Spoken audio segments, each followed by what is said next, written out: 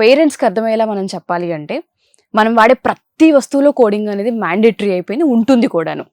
ఎలా దీన్ని మనం చెప్పొచ్చు అంటే ఇది ఈజీ అని ఏ విధంగా చెప్పొచ్చు అంటారు అసలు? అంటే రియల్ టైమ్ ఎగ్జాంపుల్స్ తో గనక స్టూడెంట్ కి చెప్పగలిగితే ప్రతి తను ఈజీగా నేర్చుకోగలడు. సో చెప్పే కాన్సెప్ట్ ని రియల్ టైమ్ ఎగ్జాంపుల్ తో చెప్పాలి. మనకి ఇప్పుడు తను ఏం చెప్పాయంటే జావా ప్రోగ్రామింగ్ లో మనకి ఆబ్జెక్ట్స్ క్లాసెస్ ఎట్లా ఉంటాయి అనమాట.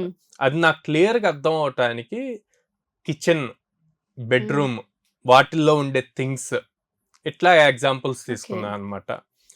కిచెన్ అన్నది ఒక క్లాస్ అయితే దాని లోపల అందులో అక్కడ ఉండే థింగ్స్ అన్ని ఆబ్జెక్ట్స్ అని చెప్పి ఇట్లాగే చెప్పా.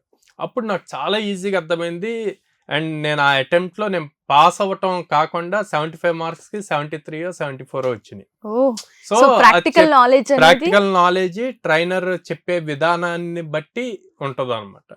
సో నేను అక్కడి నుంచి తర్వాత నా జూనియర్స్ నేను ఏదైనా ఎక్స్ప్లెయిన్ చేసేటప్పుడు కూడా అలా రియల్ టైమ్ ఎగ్జాంపుల్స్ తీసుకున్నాను. ఇప్పుడు కోడ్నాల్ లో కూడా ప్రతిదీ అలాగే ఎక్స్ప్లెయిన్ చేస్తారు అనమాట. అప్పుడు స్టూడెంట్ అనేవాడికి కోడింగ్ అన్న భయం ఉన్నా సరే ఇలా ఎప్పుడైతే రియల్ టైమ్ ఎగ్జాంపుల్స్ నేర్పిస్తూ చేపిస్తామో ఈజీ అవుతుంది, అర్థం చేసుకోవడానికి స్కోప్ ఎక్కువ ఉంటుంది.